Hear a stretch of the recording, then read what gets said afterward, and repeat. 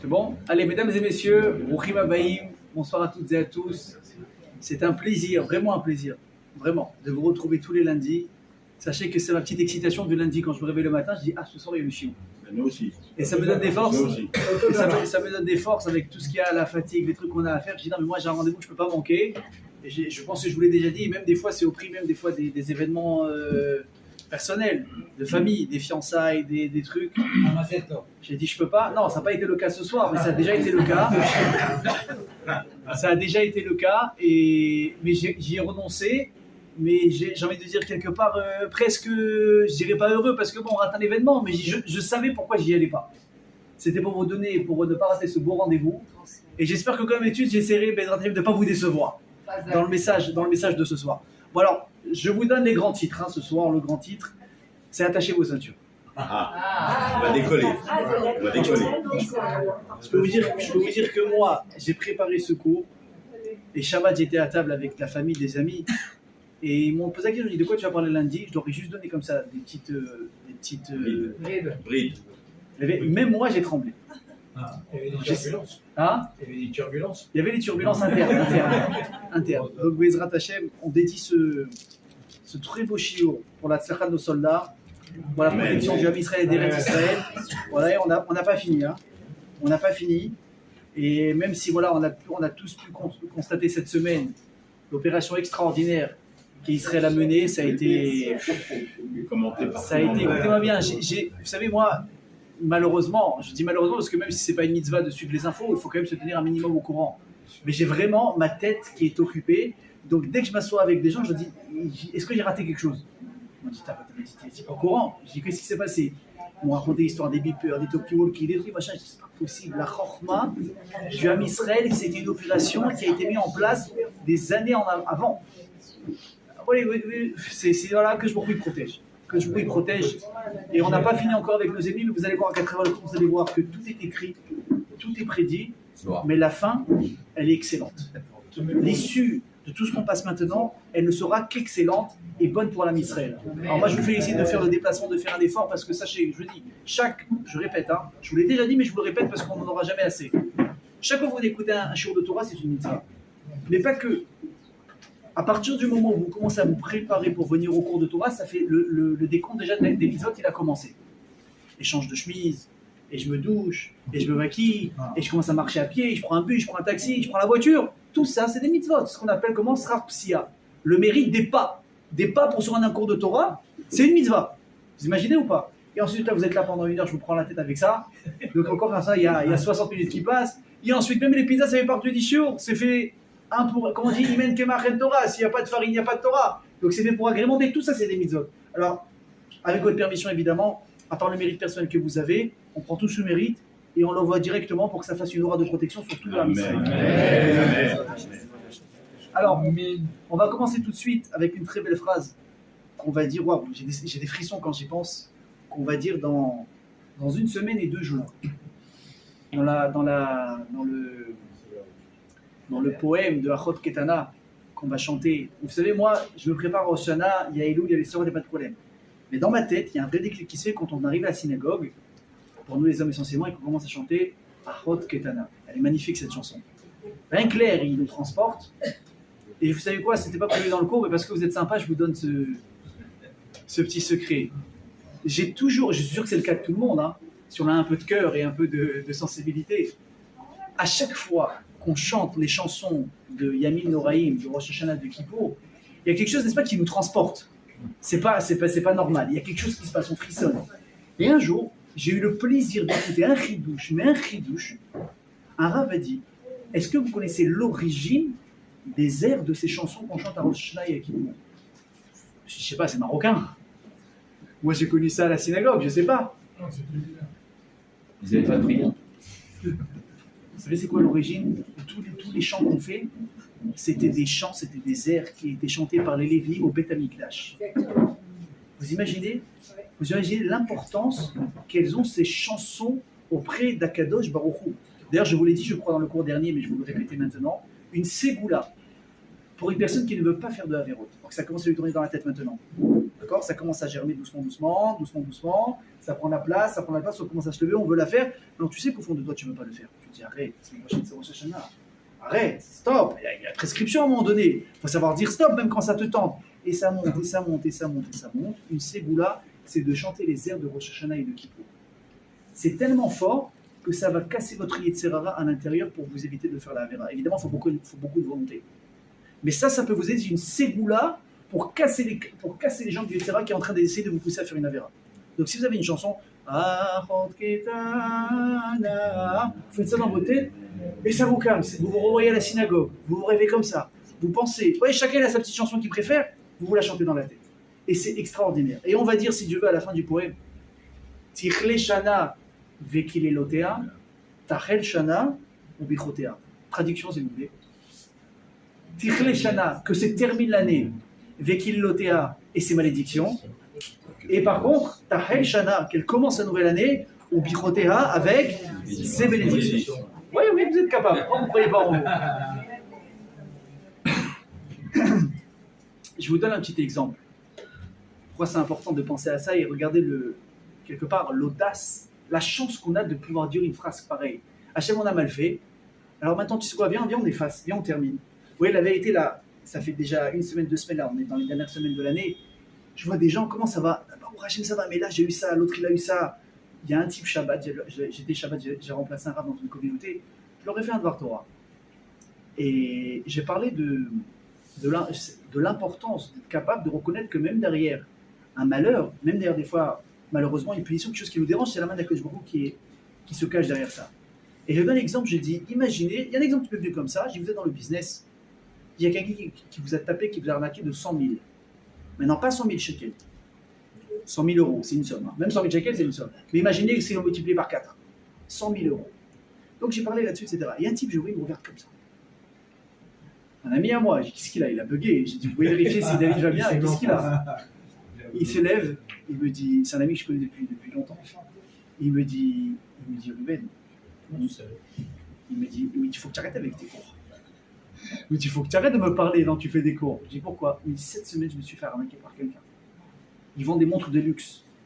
Il me dit, il y a eu arnaque, machin, tout ça. Il me dit, je te dis pas, il me dit, vendredi, j'ai eu le déclic que je me suis fait arnaquer. Vendredi, tu vois, la ramain ou pas? Tu rentres dans Shabbat comme ça. Il me dit, évidemment, je dispute avec lui, au téléphone. Il me dit, comment je fais mon matin? Comment le gars je peux le regarder? Comment le gars je peux le supporter? Comment je peux pas le haïr à la veille de Rosh Hashanah? Je lui dis, j'ai une question, c'est une arnaque officielle ou il est encore en train de... Il me dit non, il me dit c'est une arnaque, il me dit il est 90% officielle. Il me dit il est en train de me dire que c'est pas une arnaque parce qu'il y a une manière que machin. Je dis regarde, viens, on fait un truc, toi et moi, viens, on se prend pas la tête. Je lui dis si Chas Veshalom ça t'arrive, je dis sur toi, ça va être exactement le tir Leshana avec Kilelotea, que l'année elle se termine avec ses malédictions le mieux possible que tu peux avoir. Et tu peux pas savoir par où ça peut te tomber. Je vous ai déjà raconté l'histoire, je pense que oui, mais je vous la re-raconter. Parce que c'est des histoires je pense qu'on n'aura jamais suffisamment entendues. Avec le Rav Ben Chitrit, c'est lui qui l'a raconté. Il a dit que quand il y a eu le crash boursier, c'était en 2008. Donc moi j'étais jeune, je suis à la synagogue et je vois que les gens ils parlent beaucoup. Bon, c'est pas que les gens ne parlent pas à la synagogue en général, malheureusement, mais les gens ils parlent de manière très, très énervée. Ils parlent, j'entends j'ai perdu. Et je me place, je dis, papa, qu'est-ce qui se passe? Il me dit, il y a eu un crash boursier, les gens ils ont perdu beaucoup d'argent. Pas énormément, pas en millions. J'ai incroyable. Et Rabbi Tzidki raconte une histoire, il dit qu'à cette époque, il avait un élève, Shomer Torah au mitzvot, Shomer Shabbat, Kashrut, sa famille va au migré, ok? La base on l'a, Baruch Hashem, la base on l'a. Et le type, il avait beaucoup d'argent investi dans la bourse, crash boursier, il a perdu 90% de sa fortune. 90% de sa fortune, en une fois. Vous imaginez ce que ça veut dire? Le type, et on peut le comprendre, il est devenu littéralement fou, mais fou de nerfs, fou de rage, fou d'incompréhension. Quand tu auras fait Titrit, il dit qu'est-ce que ça veut dire? Je fais Torah, j'ai fait Teshuvah, regardez où j'étais, regardez tout ce que j'ai sacrifié pour Dieu, et ça. Et finalement, la fameuse question, Zotora Vezosrara, c'est ça la Torah et c'est ça la récompense. Il est devenu fou. Maintenant, le Rabbi Titrit, il a dit je ne suis pas un prophète, moi. Moi, je suis un rabbin, je suis un beau parleur, mais je ne suis pas un prophète. Il a dit, moi, je ne sais pas. Il y a une personne dans le monde qui peut savoir, il habite à Bnei Brak, il s'appelle Raphaël Kanevski à la Vachalon. Il dit, toi et moi, on prend un billet d'avion, on va le voir. Gentil rabbin. Elle dit, je dois me déplacer de façon, tac, tac, je m'arrange, ça va tomber à cette période, on y va. Ils vont là-bas, ils prennent rendez-vous, ils attendent. Maintenant, la question, elle est lourde à poser. Et on attend la réponse. Le gars, ça fait une semaine qu'il a pris son billet, il attend. On arrive devant le Rav. Alors, je ne sais pas ceux qui ont eu l'occasion d'aller rentrer chez le Rav Chaim Kanevski. Moi, je l'ai vu, j'ai eu 2 fois, une fois ou 2, ouais, l'occasion de le voir. Ça dure 5-10 secondes. 5-10 secondes. Sur le type, le tzaddik, pardon. Quand vous allez le voir, il est en train d'étudier. Sur H24, à part quand il dort, et même je suis sûr que quand il dort, ses rêves, c'est les pages de Gemara, il est en train d'étudier. Donc, c'est-à-dire, il est comme ça, il y avait son petit-fils qui venait, Arav, on pose une question comme ça et comme ça, qu'est-ce que vous dites? Tac, il lance un mot, une phrase, des fois c'est une abréviation, Boua, Bracha ve'atzlacha, c'est fini, tac, il reprend. Tac, tac, tac. Là, le Rav, donc, il arrive avec son élève, il prend un peu plus que 5 secondes, il dit voilà Rav, voilà ce qui s'est passé, voilà le profil, voilà tac. Voilà ce qu'il a perdu, il veut comprendre pourquoi. Alors, à votre avis, comment le Rav il a réagi? Il a explosé de rire. Moi, j'imagine la scène. Déjà, après Kanevski, moi, je ne l'ai pas vu beaucoup rire. Mais il a rigolé, il a dit le Rav. Il a rigolé. L'autre, il a vu ça. Comment il a réagi? Lui, il n'a pas rigolé. Il s'est levé, il a claqué la porte, il est parti. On répète. On est quelqu'un pour juger. Moi, je le comprends. Je le comprends. Moi, peut-être je ne me serais pas levé, mais je n'aurais pas été content du tout. Lui, le type, il s'est levé, il a claqué la porte. Même ça, il est tout au milieu. C'est le gadolador à droite. Et son ami qui est venu espérer une réponse à gauche qui a claqué la porte. Il est très très mal à l'aise. Mais malgré le malaise, il ose se rapprocher du Rav et lui dire Mechila Gvodarav, juste une petite question.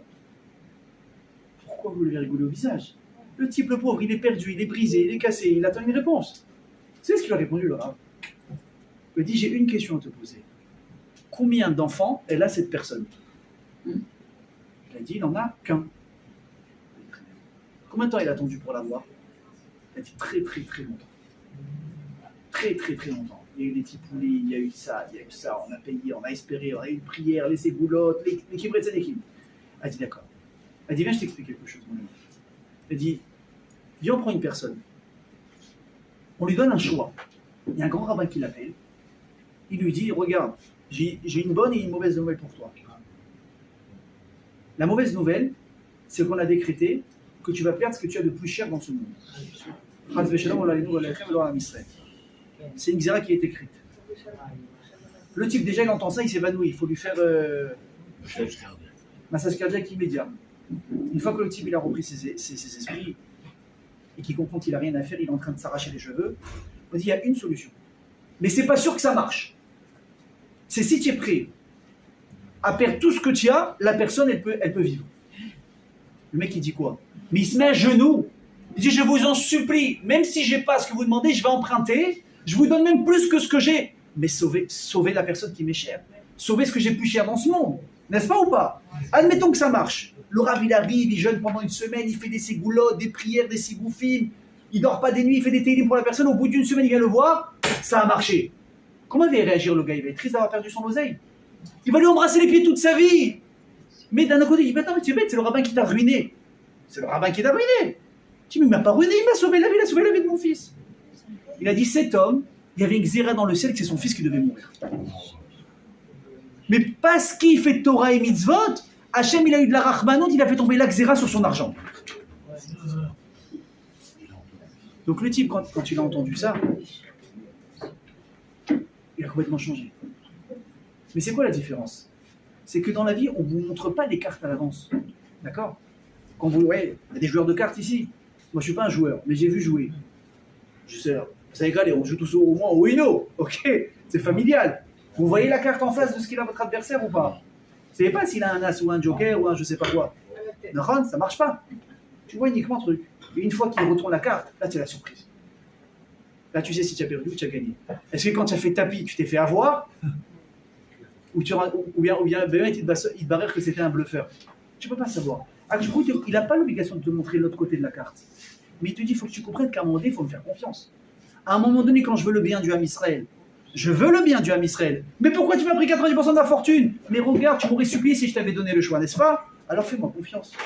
Donc je dis à mon ami, t'imagines, je dis, bon, Rachel, toi, t'as pas pris toute ta fortune. Tu sais pas qu'est-ce que ça représente. La montre, entre guillemets, que tu t'es fait avoir dessus. Fais un calcul rapide, l'estimation que ça a, et Khadijam, qui ça aurait pu toucher dans la famille. Je lui dis ça, il s'est calmé direct. Mais c'est un truc que moi, j'essaie de me dire à moi aussi. Des fois, tu es là, tu es en voiture, tu as un problème, tu fais un accident, tu entretiens, ça te coûte 800 shekels de réparation. Tu te dis, pourquoi maintenant? Pourquoi maintenant? Ça y est, j'ai payé mes dons à la synagogue, j'ai fait tzedaka, j'ai tout fait, qu'est-ce que tu veux? Je me dis, mais tu comprends pas. C'est grâce à la tzedaka que tu as fait que je t'ai évité maintenant un accident sur la route où tu t'étales. Et je t'ai fait sauter la chaîne. Ça m'est arrivé la semaine dernière, je vous promets que c'est vrai. Je suis en train de rouler pour aller au collège. Je peux faire mieux que ça ou pas?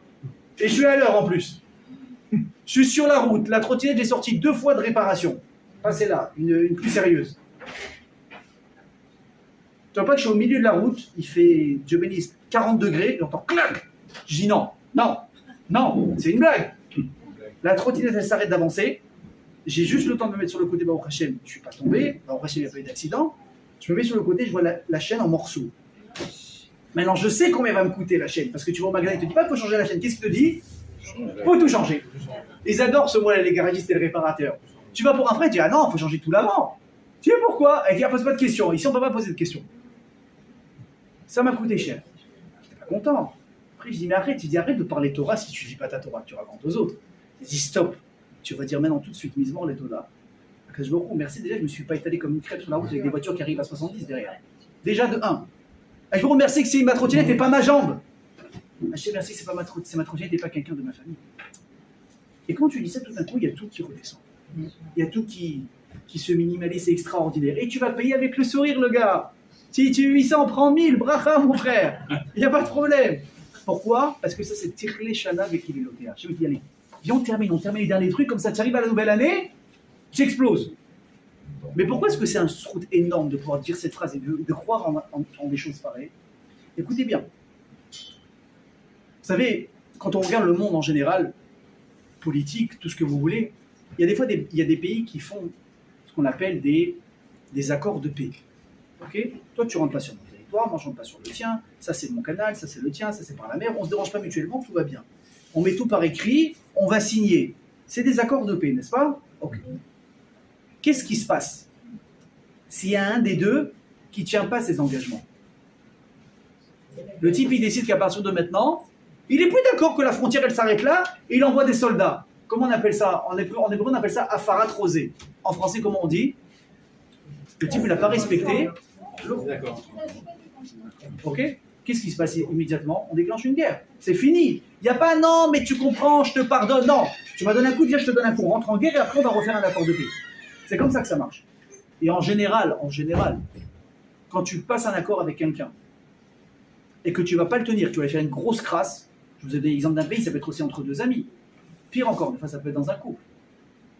Même s'il y a excuse derrière acceptée, je vous donne un machin, prenez cette feuille, ok?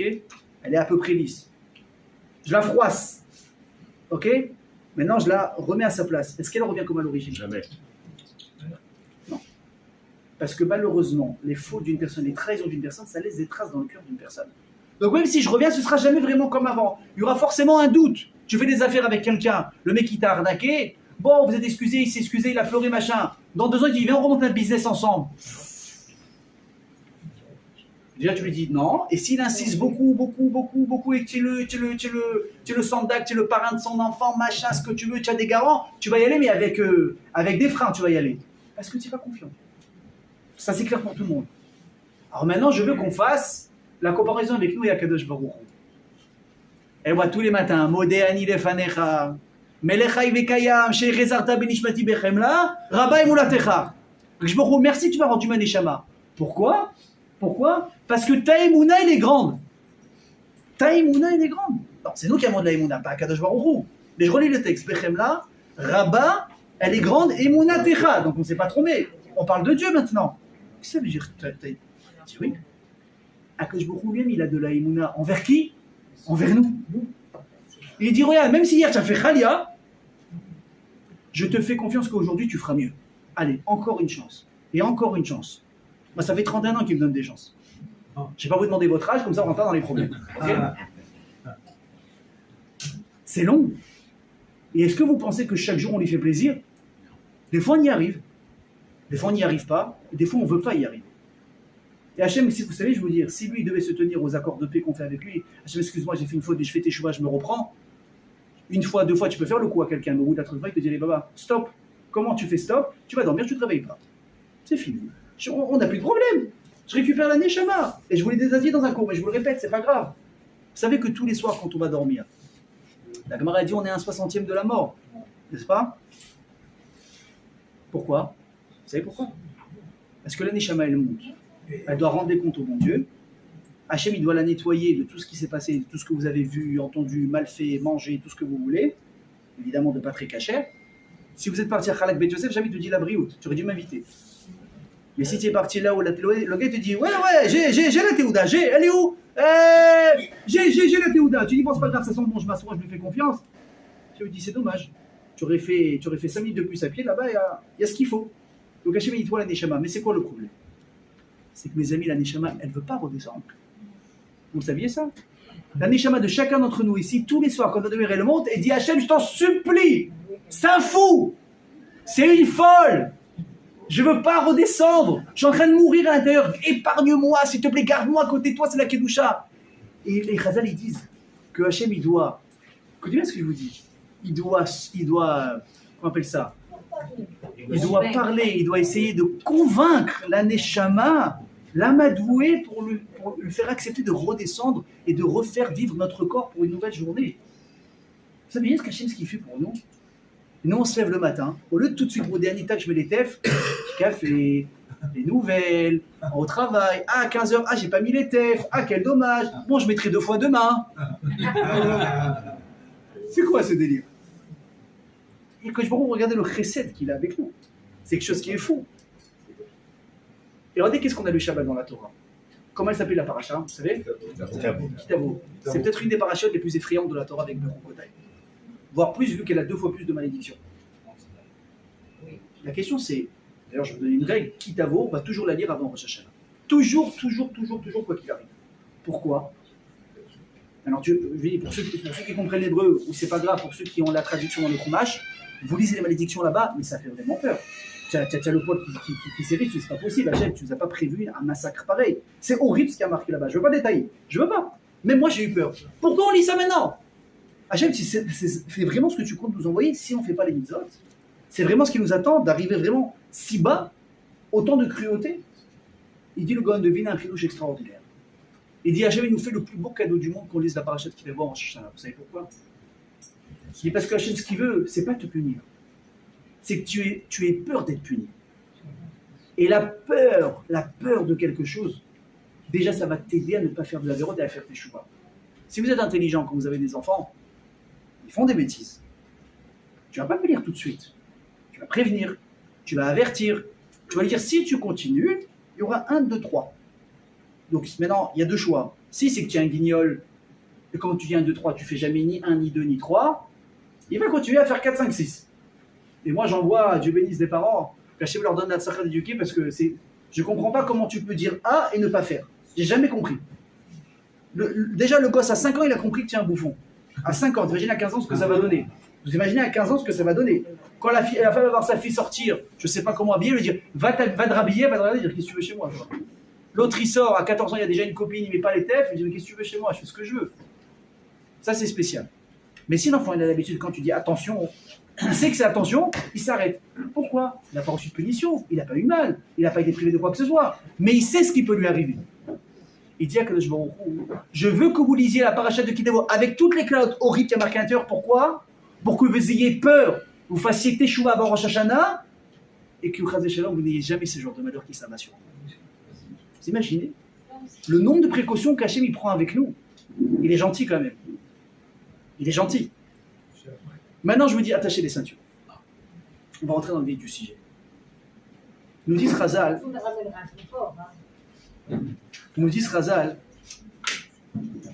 qu'on a 5 livres de la Torah, n'est-ce pas? Bereshit, continuez, Shemot, Bamidbar, Devarim. Ok.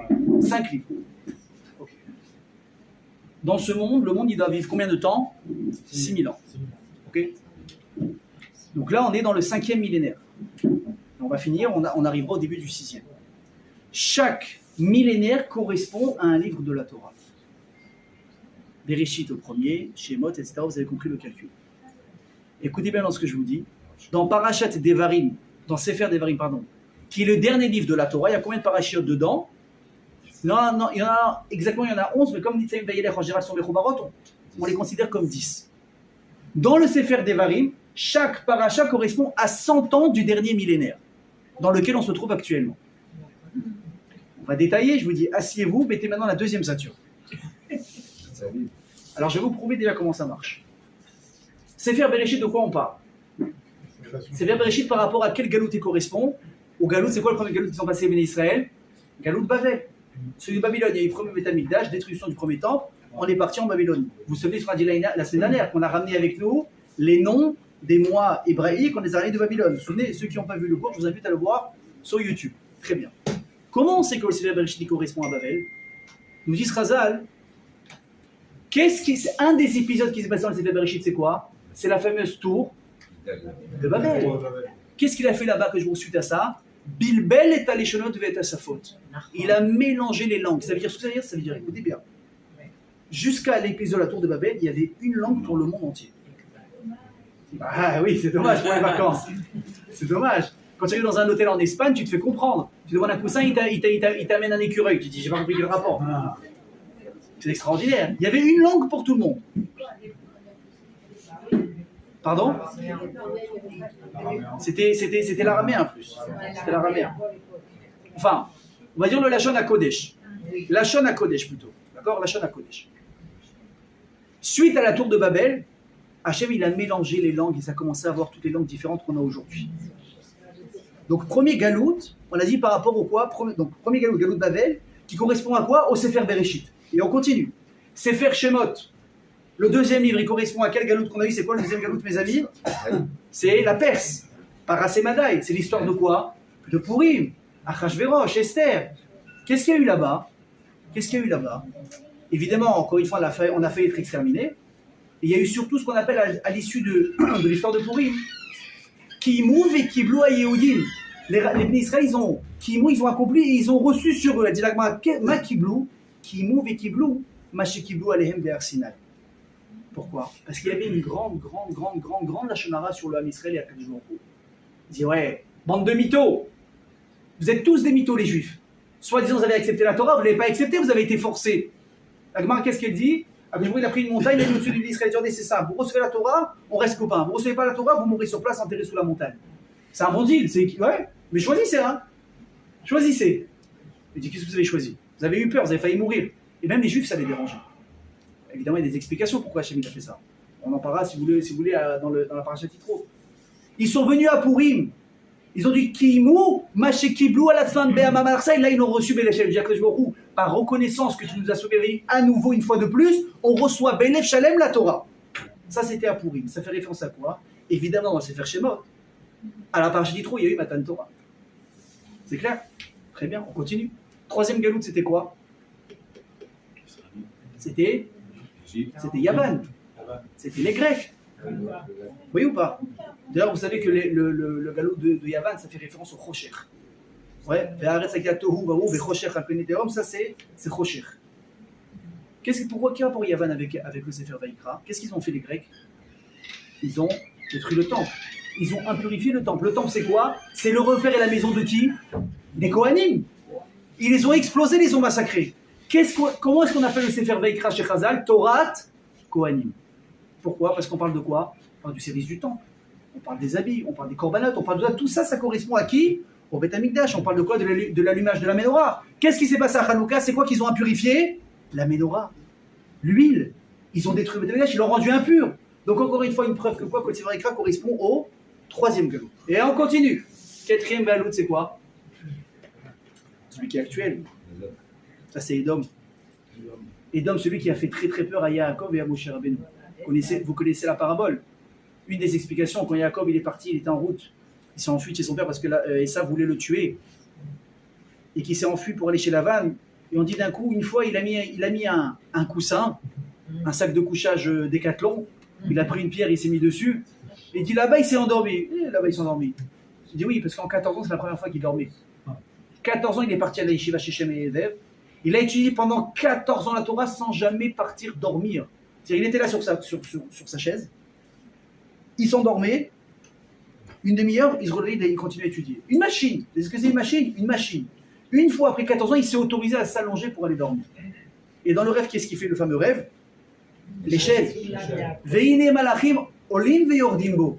Il voit des malachim qui montent et qui descendent.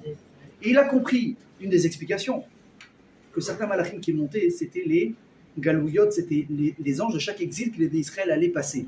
Mais il les voyait monter et ensuite il les voyait descendre, tomber. Très bien, donc les Israéliens vont avoir une Yeshua. Super, deuxième, troisième, quatrième. Et là, il voit d'un coup un malach qui monte et qui ne descend pas. Et il fait que monter. Et là, il a eu très peur. Il dit, Hachem, c'est quoi ça? C'est quoi cette embrouille? On va jamais s'en sortir? Il lui dit ça, ce sera le dernier galop des Bnei Israël, c'est le galop d'Édom, ce sera le plus long. Il y aura Mashiach, mais il va être plus long que les autres. C'est le galop dans lequel on se trouve aujourd'hui. Comment on sait que ça correspond à Sefer Bamidbar? Parce que dans Sefer Bamidbar, on voit que quand on s'approche d'Eretz Israël, on a demandé à Édom de nous laisser passer. On dit, on veut juste passer, on ne fait pas la guerre, on ne veut pas t'embêter. Si on doit acheter quelque chose, on paye, on payera à manger, on payera les hôtels, on payera le tourisme, augmente les prix, on a l'habitude de toute façon, il n'y a pas de souci. Mais laisse-nous passer. Il est sorti, il a dit, vous sortez, je vous déclare la guerre. On t'a rien fait. La haine du juif. Ça, c'est celui qu'on a auquel aujourd'hui. Donc vous voyez, 4 galoutes, 4 sfarim. Et le cinquième, alors, c'est quoi? C'est quoi le cinquième? Écoutez bien la réponse. Les 4 sfarim, c'est Akadosh Baruch Hu qui a parlé. Daber, Vaïdaber Hashem el Moshe les morts, Vaïdaber Hashem el Moshe les morts, etc., etc., etc. Par contre, on arrive à Devarim, c'est Moshe qui parle au Bnei Israël. Pourquoi? Quand il a vu le galout dans lequel on allait se retrouver à la fin des temps, il a dit à Akadosh Baruch Hu, on ne peut pas les laisser sans un souffle d'espoir, des encouragements, des brachot en plus. Laisse-moi, je rajoute un livre.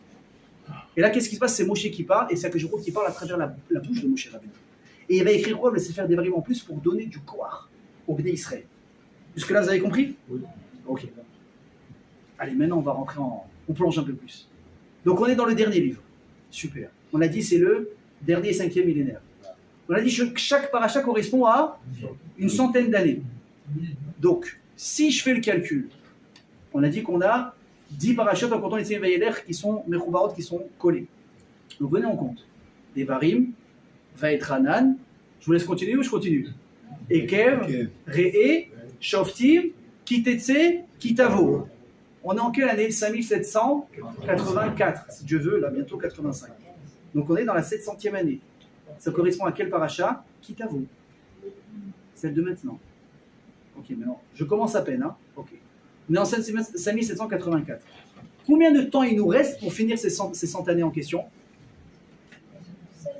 15 ans.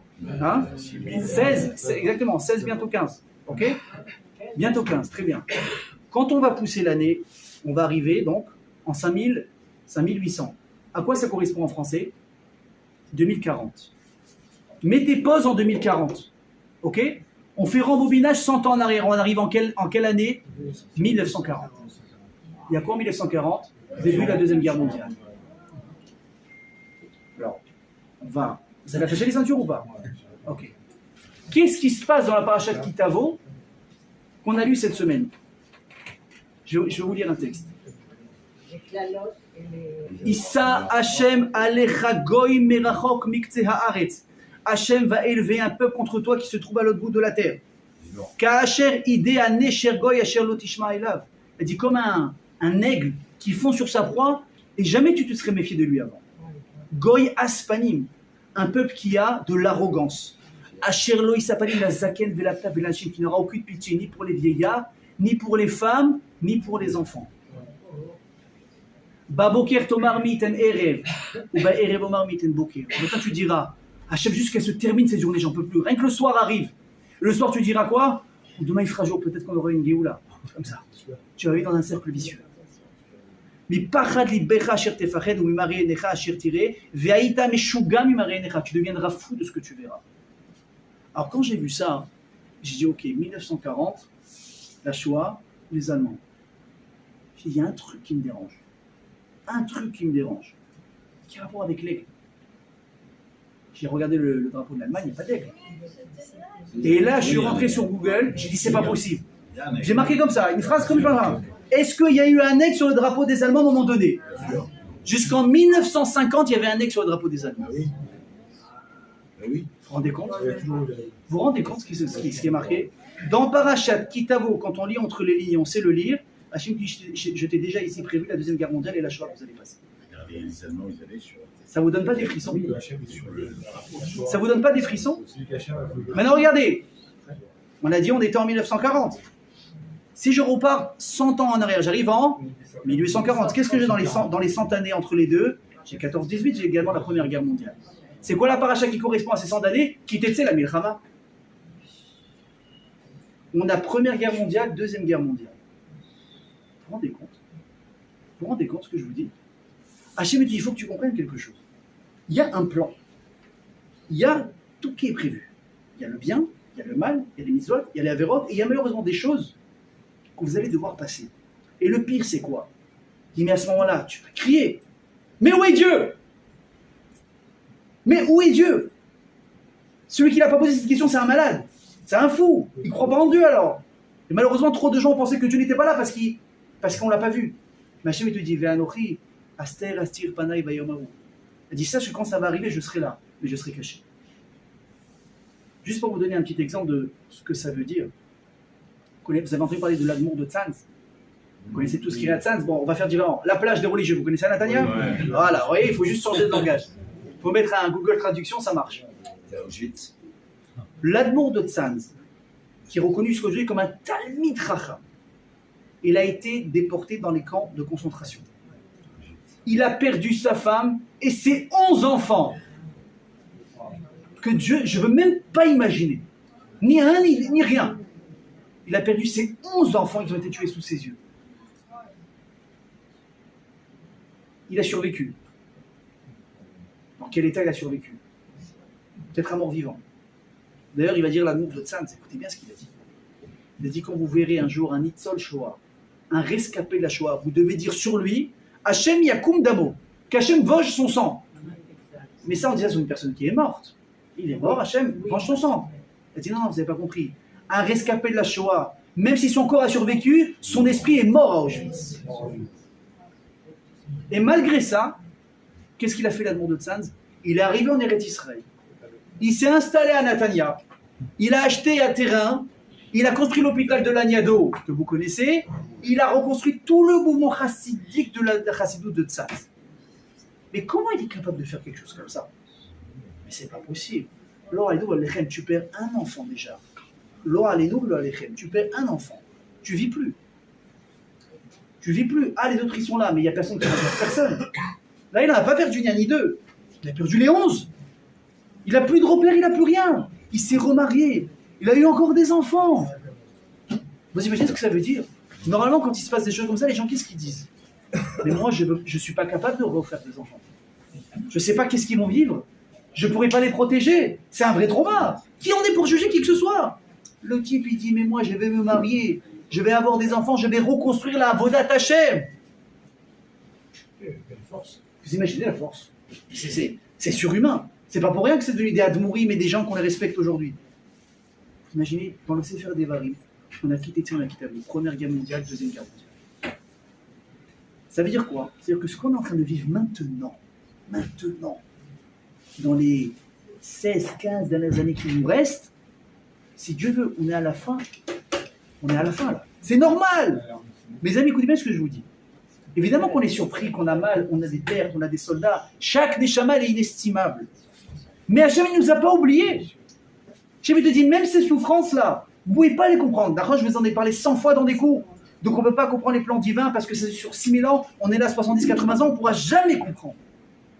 On peut avoir une chose, c'est avoir mal, compatir, prier, et quelques jours il protège.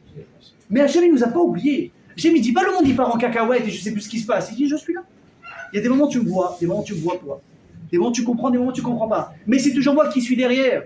Tu dois lever le hausser, dire Shir Lama Esaena Ilarim, mais Ein Yavo Ezri. D'où vient mon aide? Ezri, Meim Hashem Osechamim Vaharetz. Vous savez, quand cette petite phrase simple me revient en tête, je dis que je me compte, tu as créé le ciel et la terre. Tout ce qui se passe, c'est toi. J'ai raison, moi, d'avoir peur de quelqu'un. J'ai des raisons d'être stressé parce que je vais avoir un rendez-vous d'embauche ou parce que j'ai quelqu'un qui me doit quelque chose, qui va me payer, est-ce que l'affaire elle va marcher? Mais de quoi j'ai peur? Tu dois arriver, écoutez bien ce que je vous dis. La veille d'un rendez-vous d'embauche, la veille de ce que vous voulez, où il y a votre vie qui en dépend, tu dois arriver les mains dans les poches avec une cigarette au bec. Comme ça. Et tu vois le gars passer, j'arrive, 2 minutes.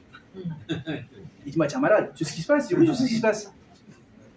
Je vous donne un exemple. Imaginez, un mec qui voit comme ça, il sait que vous devez être embauché, salaire, pas salaire, les conditions, tout. Ça fait 5 ans que tu cherches un boulot. Là, enfin, tu as peut-être un rendez-vous. Et le type, il te voit comme ça, il voit le boss passer, et toi, normalement, tu te fais l'impression, avec le costume, c'est déjà un quart d'heure avant, avec la mallette et tout. Le mec, il est en détente, il voit qu'il a 5 minutes, je prends une cigarette. Je suis pas en retard, mais je prends une cigarette. Pas sérieux. Mais tu vois, il dit, moi, tiens, malade, tu sais c'est qui le patron, tu sais c'est qui le PDG. Il est comme ça, il est comme ça, il est comme ça, il est comme ça. Et le type va te sortir un joker. Tu l'as pas vu dire celle-là. Tu dis, mais tu n'as pas compris. Le PDG de la tour de 100 étages, c'est mon père. C'est mon père. J'ai pas de stress. Le PDG du monde entier, c'est ton père à chacun. C'est Akadosh Baruch Hu.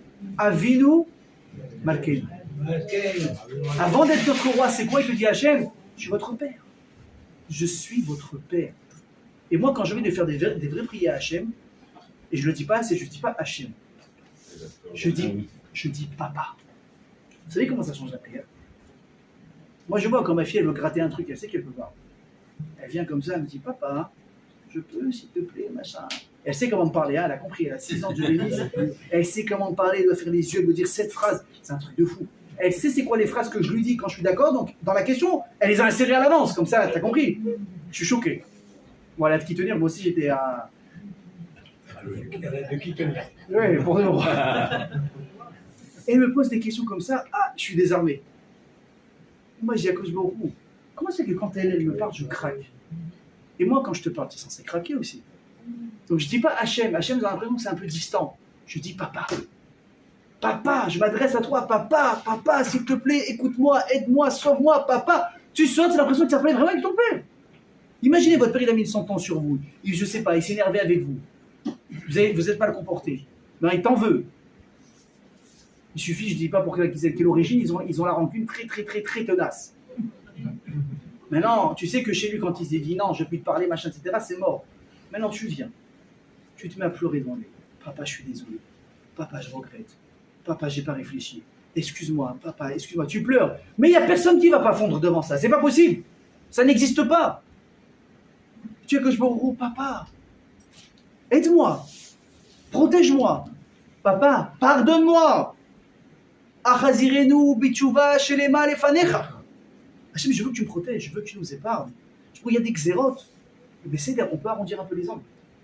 On a compris qu'on a mal fait. On a compris que ce qui arrive, c'est par rapport à ce que nous on fait. Mais est-ce qu'il y a une fin? Il y a une issue positive à tout ça? Et regardez la belle issue, c'est quoi? On a quitté Tzir, on a quitté Avo. Qu'est-ce qu'on a après? Atem nitzavim hayom kulechem lifnei Hashem Elokechem. Malgré tout ce que vous avez passé, les exils, les Shoah, les croisades, les inquisitions, les antisémitismes, les Gaza, tout. Atem nitzavim hayom. Vous êtes tous là. Vous êtes debout. On a essayé de vous mettre par terre, vous êtes encore debout. Vous imaginez? C'est-à-dire que l'Avtachat Hashem, c'est que ça va bien se passer. Il ne faut pas oublier ça. Il ne faut pas tomber dans l'hystérie, dans la peur. Qu'est-ce qui se passe? On est perdu. Je me dis non, on n'est pas perdu. On est en train de passer un truc qui est calculé à la minute. Et quand ce sera terminé, comme on dit, Biktsea Minara Yeshor. Au bout du tunnel, il y a toujours lumière. Et ensuite, on a quoi après Biktsea? La Vayelech. Et qu'est-ce qu'il y a marqué dans Vayelech? Hachem yaviotra la'aretz ve'tifra. Hachem, il va te ramener en Eretz Israël. Et on va revenir s'installer ici. C'est incroyable. Qu'est-ce qui est en train de se passer doucement, doucement? Qu'est-ce qui se passe, l'Alia? Les dossiers, ils explosent d'Alia. On voit des constructions qui se portent en Israël parce qu'il faut accueillir les Juifs, Il y a le Mashiach qui commence à venir, on est en train de préparer le terrain.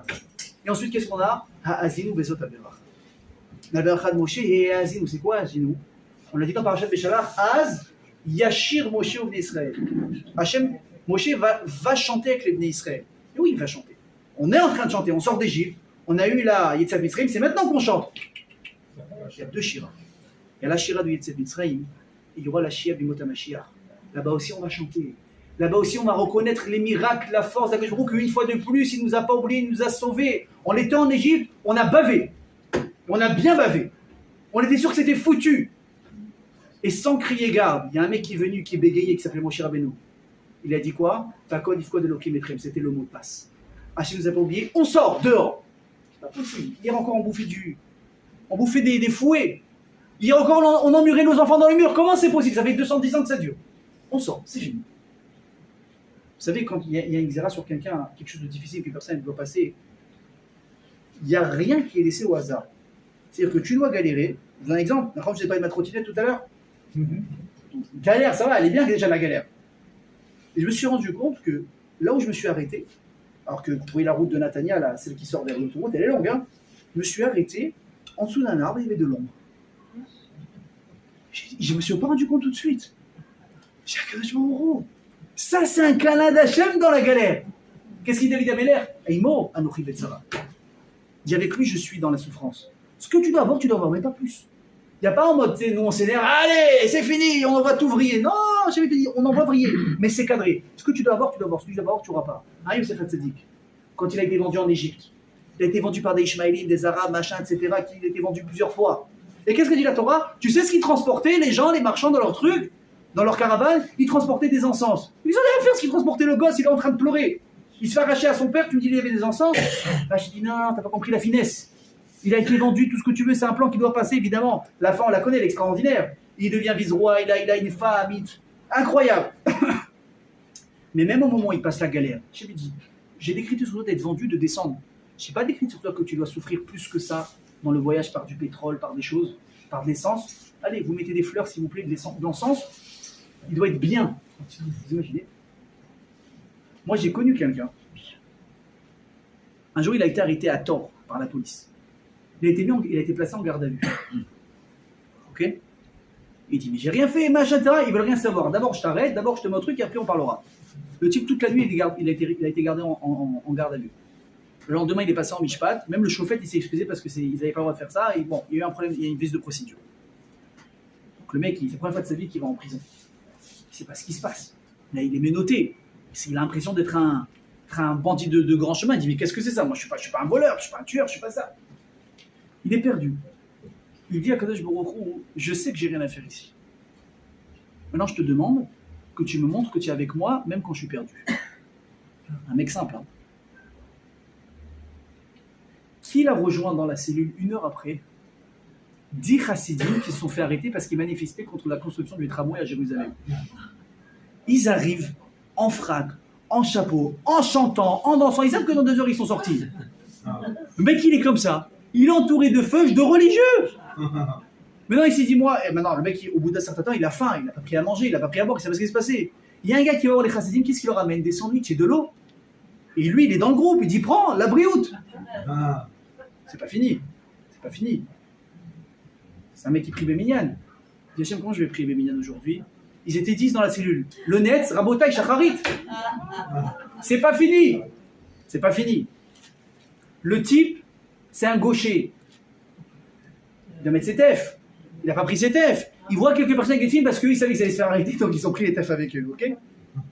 Il dit, bon, si j'ai de la chance, peut-être il y a un gaucher. Il y a un gaucher dans les 10. Il prête cette filine. Il dit, mais moi, je mets Rashi Rabbenoutam. Le gaucher, mais Rashi Rabbenoutam.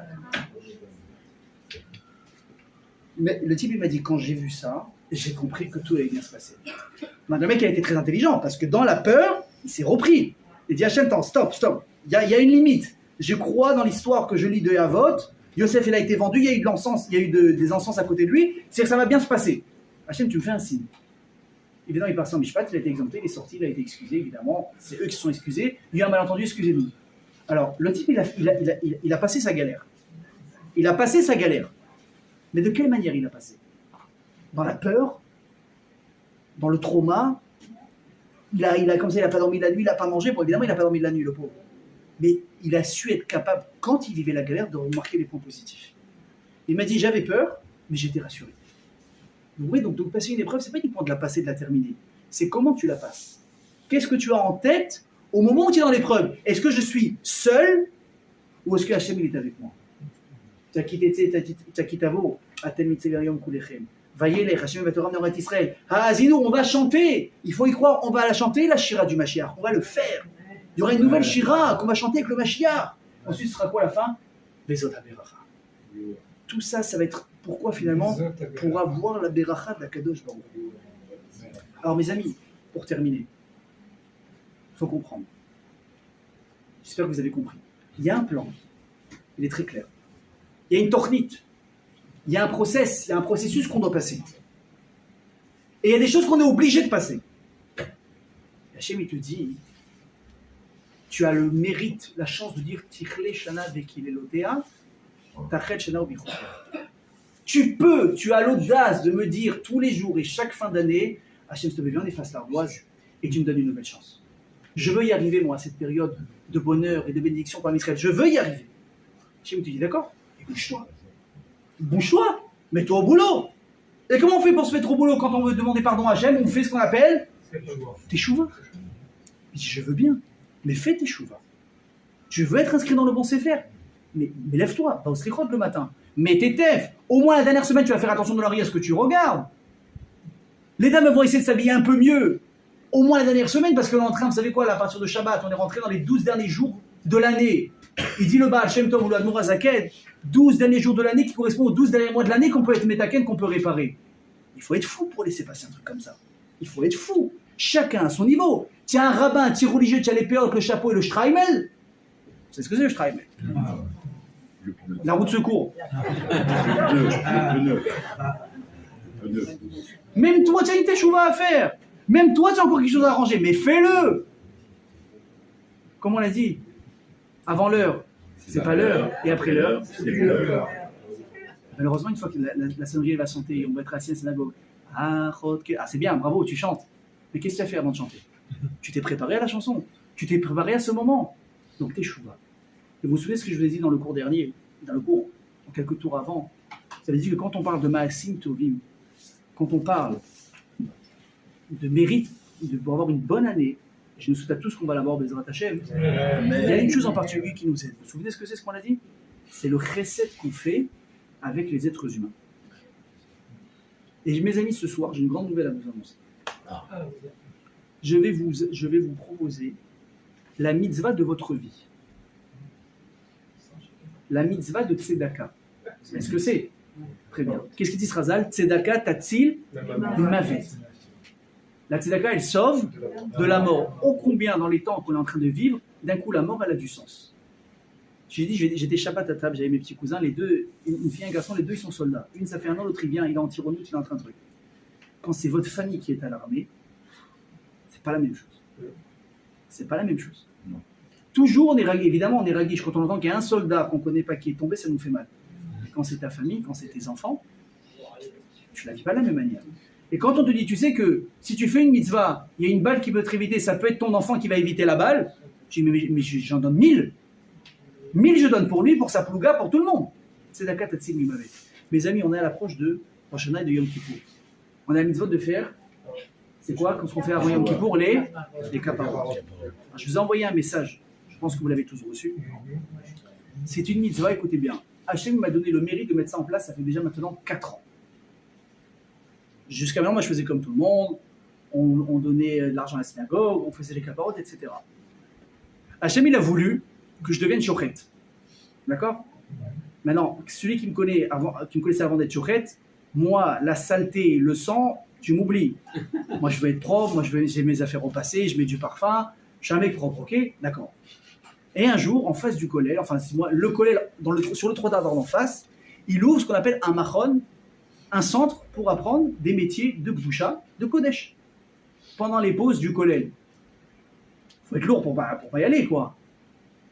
Bon, je regarde le listing. Ça me dit rien, ça me dit rien. Là, je vois Shrita. Alors, qu'est-ce que tu parles de Shrita? Ça sent mauvais, tu te salis. Moi, les Shrita, pour moi, c'est un métier ancestral, c'est oublié. Je me rappelle à Marseille, quand des fois on roulait, on dit, ah, tu vois, lui, c'est un chochet. Ah ouais, tu regardes comme ça.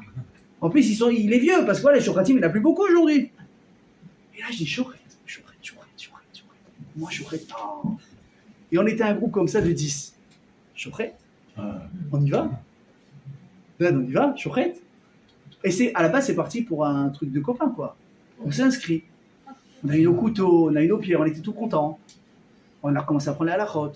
On a commencé à prendre la pratique. Alors, on s'est retrouvé avec le premier poulet en vrai. Alors déjà, l'odeur, je vous l'épargne. L'odeur, c'est terrible. C'est un poulet. Et là, je me rappelle que on s'est préparé, on a eu, écoutez bien, le rabbin nous a donné une poupée en peluche pour ça, vraiment, on était prêts au maximum, les couteaux, machin. Là, il me dit, mais Ouven, c'est ton tour. Donc déjà, tu prends le poulet, il fait 4 kilos. Pourquoi? Parce que c'est au poignet, là, c'est tout au poignet. C'est pas une haltère que tu lèves, c'est au poignet, tu sais, comme ça. Il y a une technique, il faut attraper le truc, machin. C'est très très technique, d'accord? Sachez Joe, c'est plus difficile de faire la shrita à un poulet qu'un bœuf. Ah ouais. Bon. Ok, sachez-le. Moi, j'ai fait les trois, j'ai fait poulet, petite bête, grosse bête. Tu arrives, bon, avec ça, nous, on a appris à l'ancienne. On a appris sur les taureaux par terre avec des cordes et on devait le faire. Et après, on a avancé dans des vrais mâcheries, des vrais abattoirs avec l'appareil. Mais je dis, c'est une balade. Tu arrives avec ton couteau, il mouille le cou de l'animal, le cou est bien aiguisé, en 2 secondes, c'est terminé. Voilà. Alors, juste pour la petite anecdote, moi, quand j'ai vu un bœuf après Shrita, j'ai été choqué. J'ai dit, comment la Torah, elle peut dire que l'animal ne souffre pas? C'est impossible. C'est impossible ce que j'ai vu là-bas. Ça m'a beaucoup dérangé. J'ai fait des recherches. Regardez la Chokhmah d'Akadosh Baruch Hu, ça n'est pas partie du cours, mais bon, bonus. Il explique le Rav Zamir Cohen, vous connaissez? Dans ses livres La Révolution, à Ma'apecha. Il explique quelque chose d'extraordinaire. Il dit, est-ce que vous savez une des différences entre les animaux purs et les animaux impurs? Donc ceux qui sont autorisés à la consommation, ceux qui ne le sont pas. L'animal qui n'est pas autorisé à la consommation, il a 2 canaux de nerfs qui passent. Un derrière et un devant. Sauf que si tu lui coupes la gorge, il va souffrir parce que quoi? Il a un côté nerveux qui est encore conscient. Donc c'est la mort. Par contre, les animaux purs, tous les canaux nerveux, ils passent par l'avant.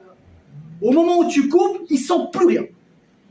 Au moment où tu as coupé, tu as tout arrêté. Ah mais là, il bouge, oui. Ça, c'est le système c'est le corps qui bouge.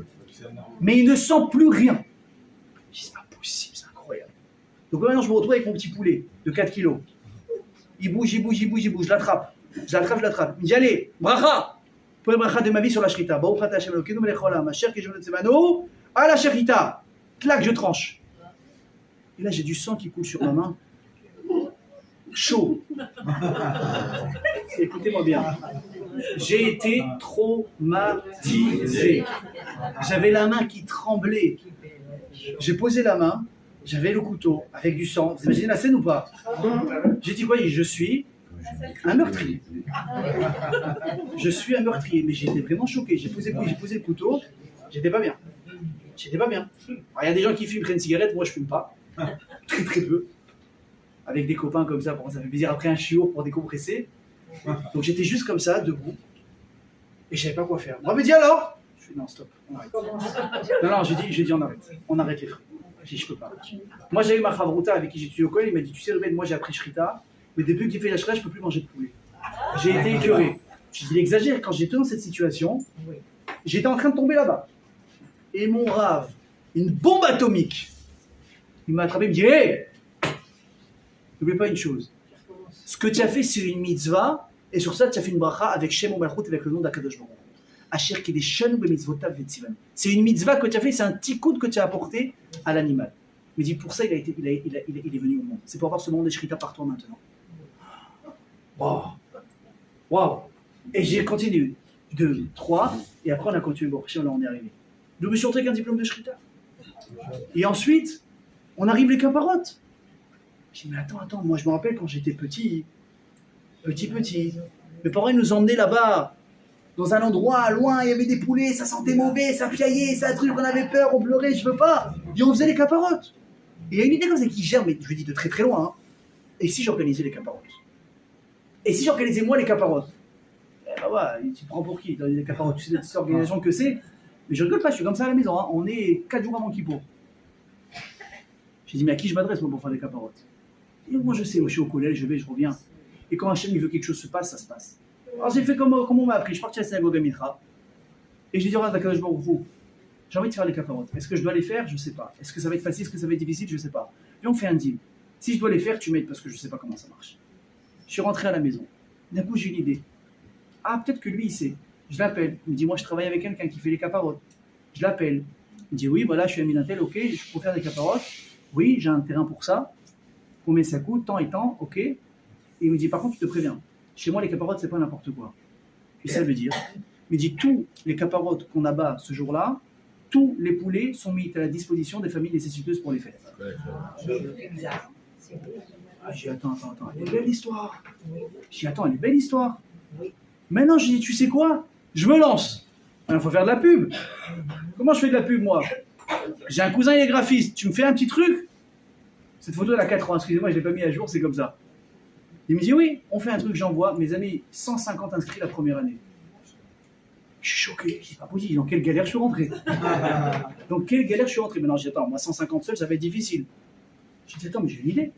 Je vais employer un autre chorette qui est à Vrech, je vais bien le payer. Je vais bien le payer. T'imagines? Grâce à moi, il va passer des bonnes fêtes. Il arrive, maintenant sur place, j'ai besoin de main-d'œuvre aussi. Et des Bachoui Yeshivot. Qui ça vous dit, après Seder, vous venez vous m'aider, je vous paye bien aussi. On s'est retrouvés en une année, comme je vous ai écrit, 4 mérites en un. On a fait les caparottes de la meilleure manière possible, sur des poulets à l'ancienne. On a payé des Avrechim. On a payé des Bachoui Yeshivot. Et au final du final, tout ce qu'on a abattu, on dit aux pauvres, servez-vous et passez les fêtes avec. J'ai fini les caparottes la première année, j'ai posé mon couteau, j'ai pleuré. J'ai dit, Hachem, c'est moi qui t'ai choisi pour ça. Et depuis, Baruch Hachem, chaque année on le fait, et cette année c'est la 4e année consécutive. Et chaque année ça augmente. Baruch Hachem. Alors mes amis, à la veille de Kippour, ceux qui veulent un mérite, ceux qui veulent avoir 4 mérites en un, et vous n'avez rien à faire, on s'occupe de tout. On vous épargne de vous salir, on vous épargne même l'odeur. Ça ne va pas tourner autour de la tête, Rav? Ou la tête, ou avec le nom. Bien sûr. Chaque année, on a des Américains, on a des Français, on a des gens d'Israël. Mais bon, pas tout le monde peut se déplacer. En plus de ça, on fait ça à Jérusalem. Donc les amis, tous ces mérites, si Dieu veut. Le prix de la capara. Parce que maintenant, il faut parler sérieusement quand même. Alors je sais qu'en normalement, les gens ils me disent, nous on paye en France 30, 35 € la capara à peu près dans les synagogues. Alors nous, on va être, parce qu'on a beaucoup de frais, on a beaucoup de choses à faire, on va être une dizaine d'euros un peu plus. On va être à 45 € la capara. Combien? 45 € la capara. Mais je me dis une chose, c'est ce que je me dis. Je me dis, regarde, la semaine dernière, ça m'a coûté 800 shekels de réparation de trottinette. Je me dis, 800 shekels, je devais les sortir quelque part. Pourquoi je n'ai pas été assez intelligent pour prendre 800 shekels et les donner à une Akhnasat Kala ou pour aider un orphelin? Je dis, pourquoi je n'ai pas eu ce réflexe? Tu me dis, l'argent, tu vas le sortir. La question, c'est comme on a dit dans des cours, tu as le choix de choisir dans ce monde. Vous vous souvenez les galères qu'on passe, vous vous souvenez ce qu'on a parlé de ça? Quand Yitzhak Mitzrayim, ils devaient galérer, ils ont étudié, ils ont été sauvés. L'argent, on va le sortir à un moment donné dans l'année.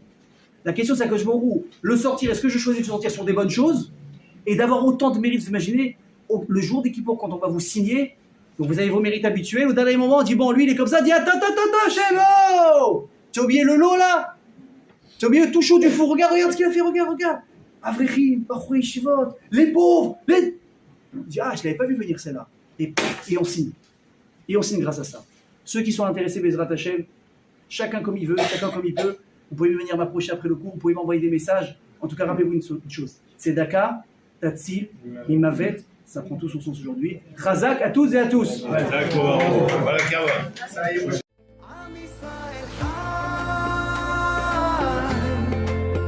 אם לא נשכח תמיד להיות